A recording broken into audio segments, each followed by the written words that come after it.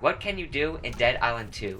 There's 10 different sections to explore instead of an open world. This isn't an open world game, it's more like God of War Ragnarok, where there's different sections to explore. Co-op becomes available early on in the game, and fast travel becomes available later on. You have to be more strategical when fighting zombies because many times your attack won't stop their attack. So the fighting is more slower paced than Dying Light because you have to put more thought into timing your attacks, and you take a lot of damage when zombies hit you. The combat is just slower overall, and it's only going to interest some people. So Dead Island 2 is more like the first Dead Island rather than Dying Light. So if you're coming from Dying Light, keep that in mind. There's a Gore System, which allows you to knock their eyeballs out, break their jaw off, burn off their skin with acid, break their bones, cut off their limbs, punch through their face, and you can break their bones when you block an attack. So this is where the game really shines. If you block a zombie attack, you'll get an execution option, which is a good opportunity to see the gore in the game. You can use a fuel can to set them on fire, throw car batteries to shock them, use water to extend electricity, and pour acid down and lure them to walk over it. You can use guns, which were harder to come by in Dying Light. You just had a boomstick and the Doom shotgun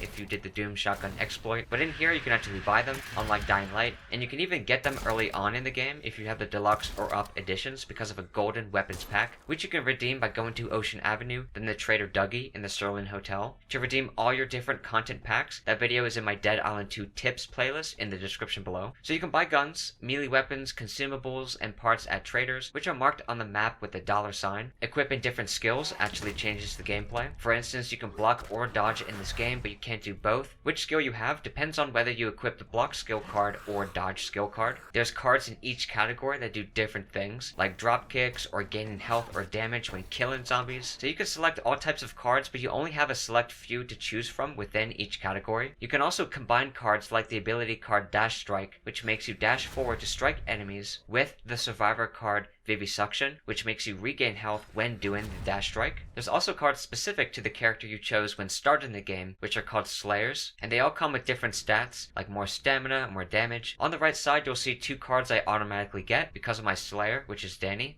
And you'll also find cards on the left side called the skill card deck, some of which are exclusive to my Slayer, like Serial Killer, which is for Danny and Jacob only, which gives you a minor boost to damage every time you kill a zombie. You can also use zombie powers in this game called Fury Mode, something we all wanted to do in Dying Light 2, and you can go back and forth from being a human and a zombie by entering Fury Mode, and the game introduces this to you early on. When in this mode, your normal attack button will shred zombies apart, and you'll also have different zombie abilities based on what you chose in the skill deck, such as an overhead smash, scream, or spitting cobra. So if you guys ever wanted to vomit on someone, now you can.